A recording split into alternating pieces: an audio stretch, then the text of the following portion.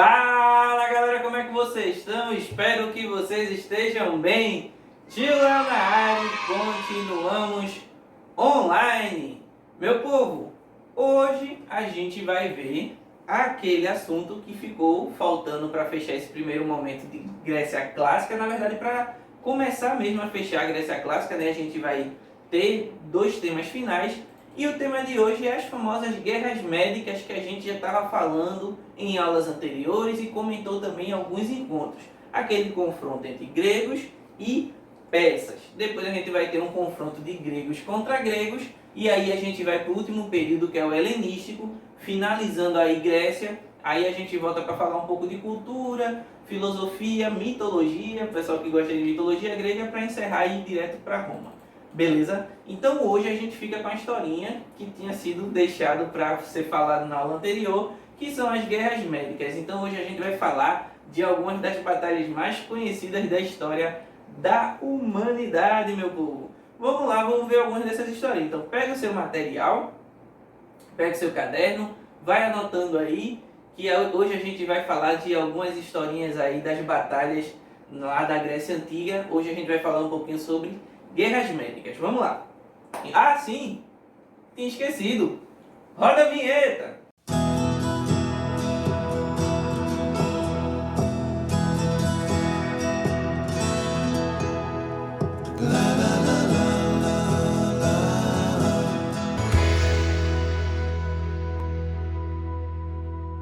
Bom, meu povo, como eu falei para vocês, a gente vai começar aqui falando sobre as guerras médicas. Ô, professor, mas na aula anterior o senhor não já estava falando de guerras médicas?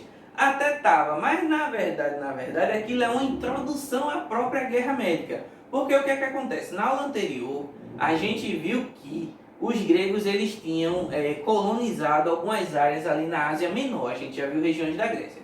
E naquelas regiões ali da Ásia Menor, a gente viu que algumas colônias se formaram ali naquela região que a gente chamou de Jônia, né? Que ficou conhecido como Jônia. Ali houve um domínio, né, momentaneamente um domínio persa. Depois houve revoltas contra esse domínio e depois os persas aí dominaram de vez, né, a situação. Quando houve a revolta ali naquela região da Ásia, a gente viu que o pessoal da Grécia ali daquela região tinha pedido ajuda para o pessoal da Grécia continental, a parte central da Grécia, onde está Esparta, onde está Atenas, que são aquelas cidades que a gente já está estudando. E aí o que é que acontece? Quando a batalha foi perdida lá na Ásia Menor, digamos assim, né? Foi perdida lá naquela parte mais ali da Jônia, o que houve foi o seguinte: quando a rebelião lá dos gregos foi rechaçada e o Império Persa resolveu tomar de volta o território, digamos assim, o controle do território, o Império Persa ele percebeu, né, que existia ali uma força muito grande.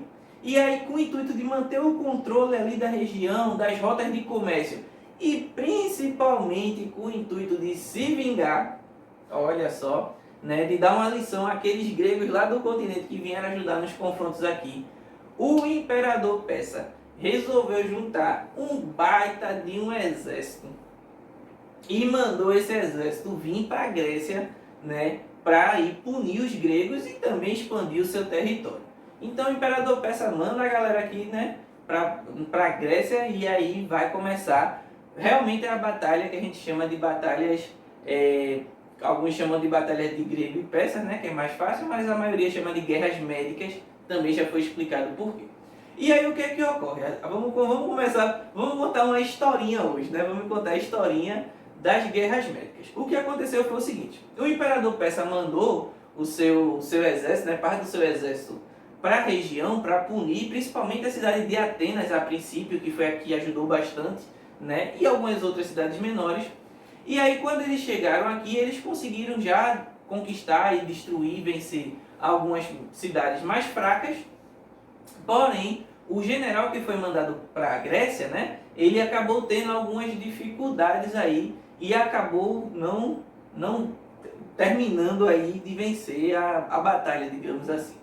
E aí o que é que aconteceu? Nisso os gregos, já sabendo que os persas voltariam mais cedo ou mais tarde, eles começaram a se organizar. E Esparta e Atenas, que por muitos anos eram rivais e às vezes até inimigas, elas resolvem começar a conversar porque sabia que mesmo eles sendo rivais, né, no final das contas eram todos gregos.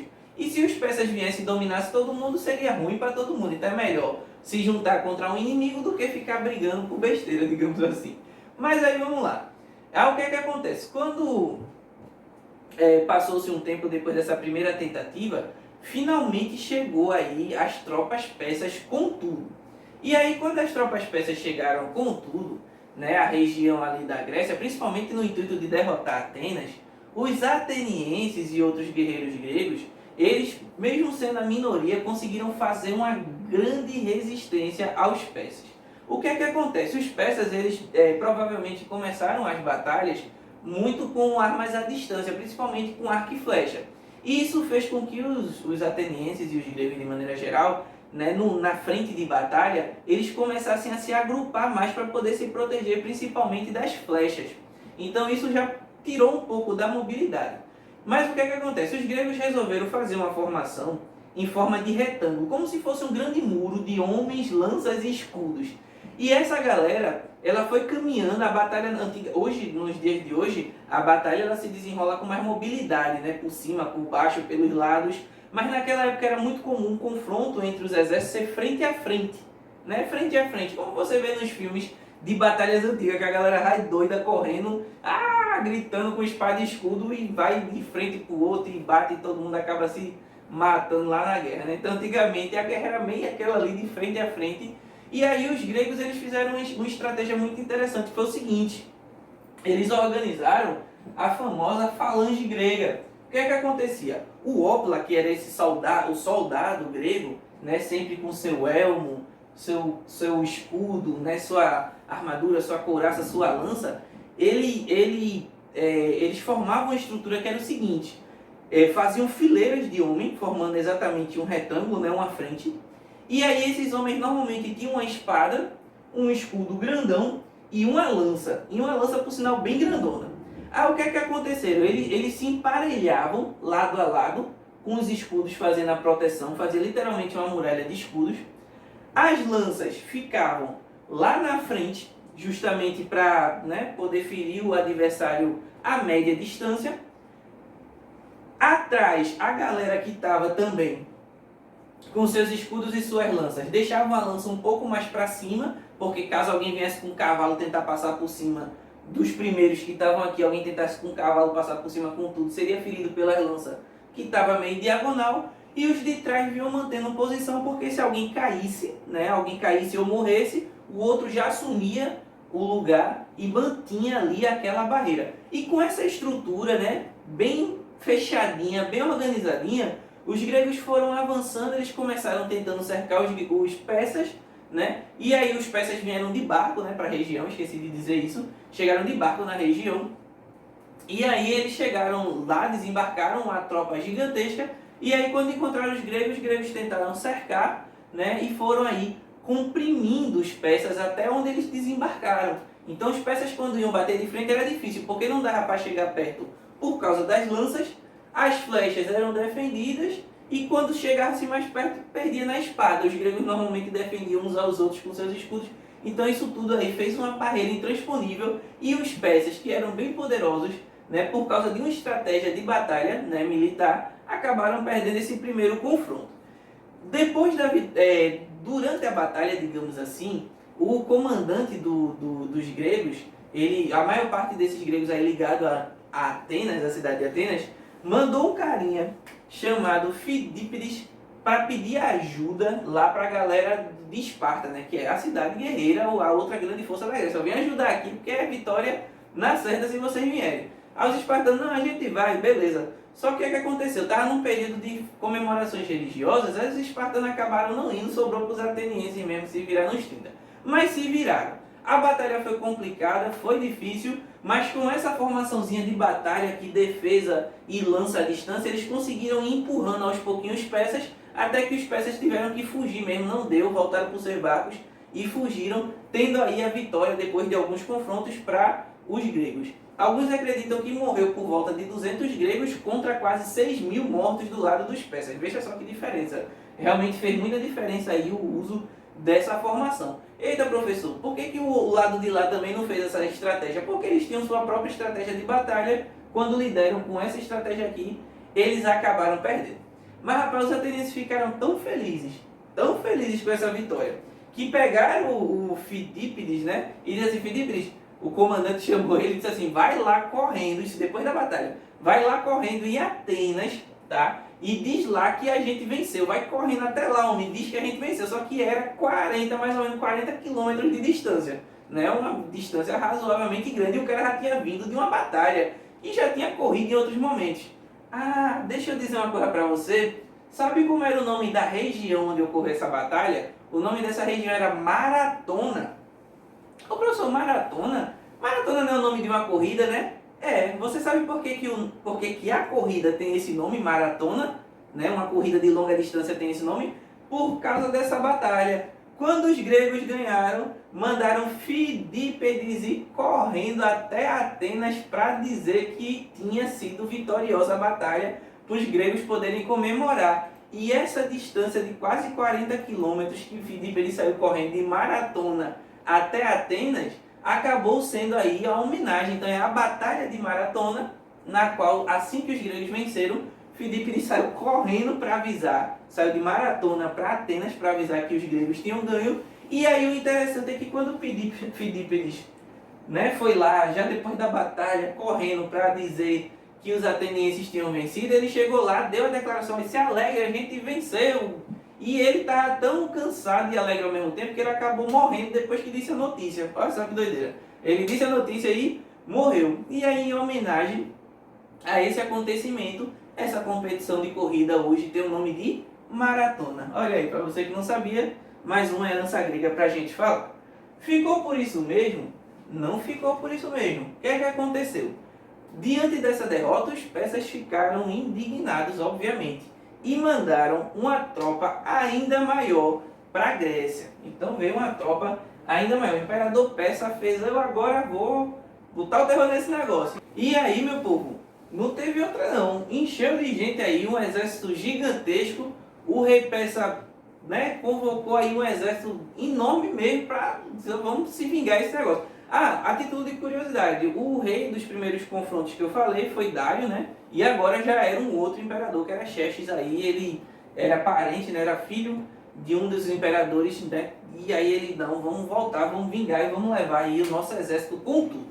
Beleza, beleza. Aí quando ficaram... E outra, dessa vez o imperador fez, e dessa vez quem vai comandar as tropas sou eu, vou para lá para acabar com esse negócio todo. E aí, meu povo, deu bronca. O pessoal na Grécia ficou tipo, agora a casa caiu, vai vir o império todinho para cima da gente. O que é que a gente faz? E aí não teve outro. Os gregos, mesmo sendo às vezes rivais uns dos outros, principalmente Atenas e Esparta, que era muito, mas muito, a rivalidade era muito grande, eles eram muito rivais mesmo. Eles vão deixar essas coisas aí de lado, vamos dar as mãos aí, porque agora vai vir, né, o império com tudo mesmo.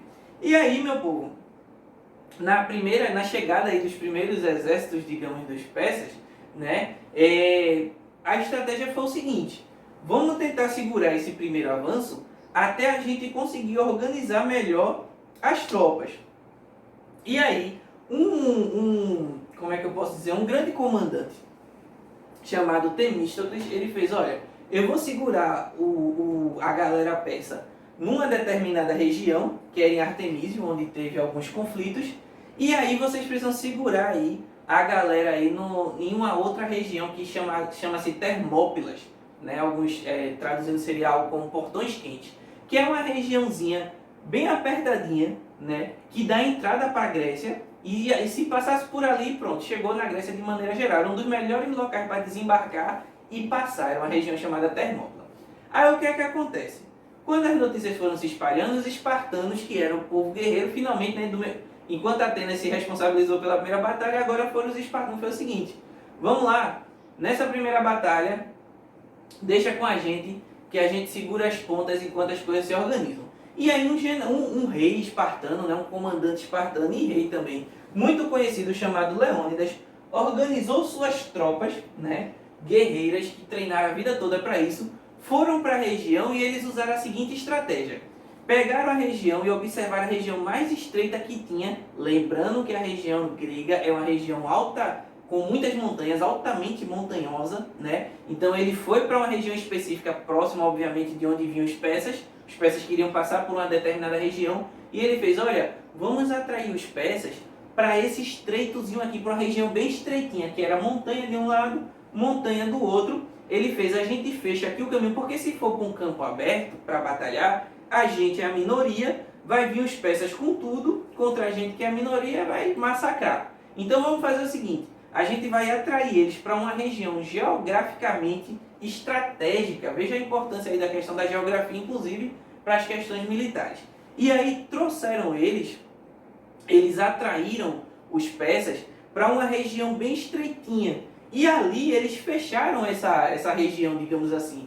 O exército persa vinha, mas não tinha como passar com tudo porque tinha montanha. Então o exército tinha que afunilar, o exército tinha que diminuir a quantidade de pessoas para poder passar. Só que quando eles chegavam na região aqui, ó, montanha de um lado, montanha do outro, quando eles chegavam nessa região mais estreitinha, quem estava lá esperando? O exército espartano, todo segurozinho, com suas lanças, suas espadas, seus escudos. E aí o que aconteceu? Não deu outra. Passou-se alguns dias, foi uma batalha de alguns dias, e os persas não passavam nem com a gota, não passavam, não conseguiam. Eles mantiveram, por mais que viesse uma tuia de gente, a resistência aqui era bem mais forte, porque não podia vir gente de um lado nem do outro. Os persas não podiam vir com tudo, então só vinha uma quantidade específica para essa brechinha, digamos assim, e os espartanos conseguiram, junto com outros soldados de outras cidades, conseguiram manter a resistência. Ah, professor, então os gregos ganharam de novo. Não.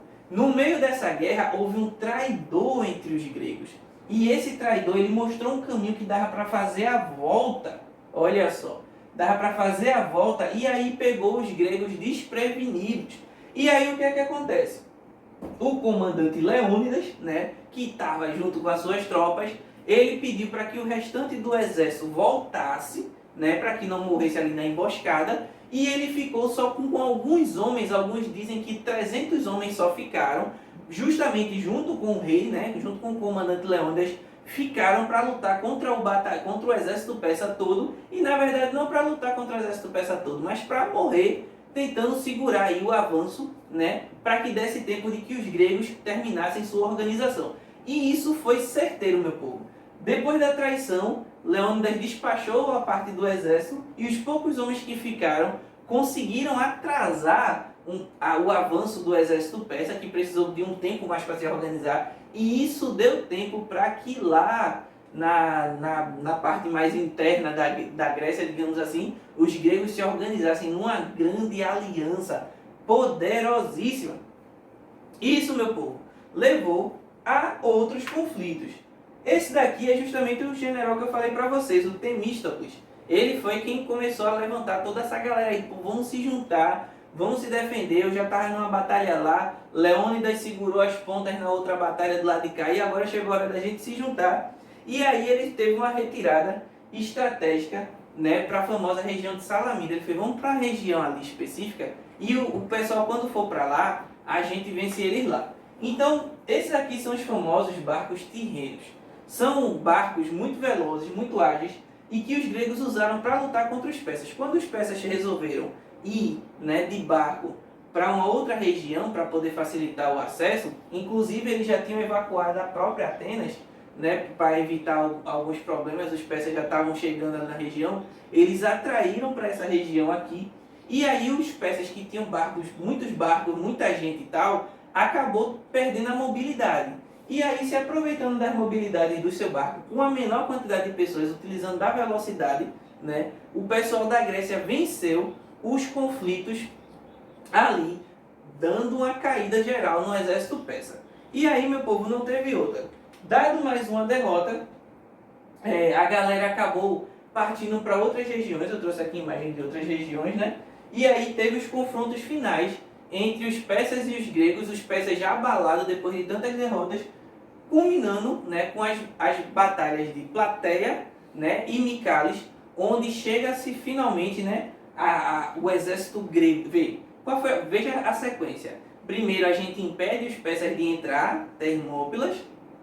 Depois a gente vai desgastando, e aí os navios e as outras batalhas vai desgastando e confrontando ali. E finalmente, quando o exército persa já está desgastado, já tinha sido parado e tal, os gregos juntam a maior força que tinha e vem de frente agora finalmente com os persas. E aí, meu povo, os persas, o maior império até então existente, caíram diante dos gregos. Depois disso, os gregos ainda reconquistaram outras regiões, né? E aí os persas realmente viram que a batalha era perdida, acabando assim o conflito chamado de Guerras Médicas. Beleza, meu povo? Essa é a historinha que a gente contou. Terminando o conflito, a gente vai ver que duas potências vão estar no ápice, né, da sua força. Apesar de que bastante desgastadas por causa dessa batalha, mas com bastante prestígio, que é Esparta e Atenas. Diante dessa nova situação, principalmente Atenas, vai começar a ter um zum dentro da própria Grécia, que vai levar a Grécia a uma guerra interna, liderada justamente por Esparta e por Atenas. Mas é esse conflito interno que vai acontecer na Grécia, que vai ser fundamental, inclusive, para o fim da nossa história, a gente vai ver na próxima aula. Beleza, pessoal? Meu povo, espero que vocês tenham entendido, espero que vocês tenham gostado. Deixe seu like, curta, compartilhe, ative o sininho e até a próxima!